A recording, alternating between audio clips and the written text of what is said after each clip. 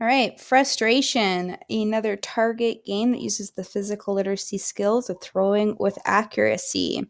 You can use the underhand throw for an easier version, or to make it a little bit more difficult, you can use the overhand throw. You can play with as little as 2 players, or you could have the whole family involved. You're going to need a line to throw behind. You can use a ribbon or a piece of string or anything you can find around the house, and you'll need some targets. Ice cream pail, laundry hamper, garbage bin, all those things would work, and a bean bag for each player. If you don't have bean bags, balled up socks or stuffed animals work just great. So the aim of the game is to try and get your bean bag in each one of the hoops. You need to get the beanbag into hoop number 1 before you're allowed to throw at hoop number 2, before you're allowed to throw at hoop number 3. You must throw behind the throwing line, and if any shots are missed, you start over again at hoop 1. So this is why the game is called frustration, because this game definitely has some more frustrating features to it. So the game starts with both players aiming for the first hoop, and our players have aimed, they're successful, they get their beanbags into the hoop. They're now going to go retrieve their beanbags and rethrow for hoop 2. So they bring their bags behind the throwing line and attempt to make a shot at the second hoop now. So blue has been successful and got his into the proper hoop.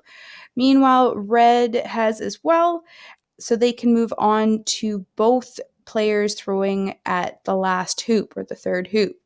They go and retrieve their beanbags, bring it behind their throwing line, give this another go, and red misses. So now red has to go and retrieve her beanbag, and even though she got successfully threw her beanbag into hoop number 1 and number 2, because she missed this one, she starts back at hoop 1. So red missed, go back to hoop 1.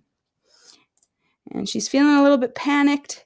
She goes to get her beanbag. She has to start over from hoop 1, knowing that blue is doing really well and has one more hoop to go.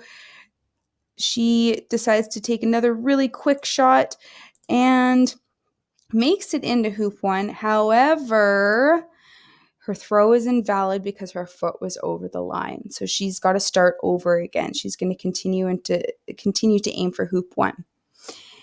And now she goes and gets her bag, brings it back over the line, and blue has thrown for his last hoop, getting it successfully into hoop number 3. Blue wins the game.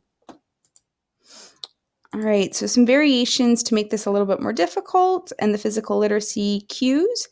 To make it a little bit more difficult, you could try increasing the distance between your targets or throw from farther away.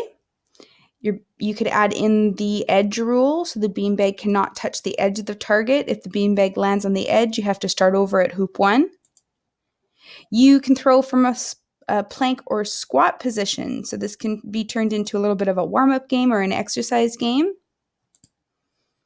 If you have varying abilities in your household, you've got an older student and maybe an older child and a younger child, you could have the older child throw from far away. You could have the older child play by the edge rule, or have them throw from plank or squat position, or just basically vary that up in any way to make it a little bit more difficult for the older student.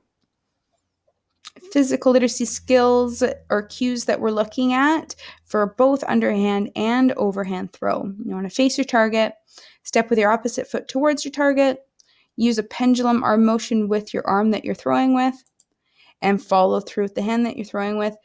If I'm throwing with my right hand, then my hand should be pointed towards the target after I'm done my throw. All right, I really hope you enjoyed this game. Please subscribe to my YouTube channel, Living Room Phys Ed, as it allows me to make more videos just like this one, and you'll be the first to see all my games coming up. Thanks a lot.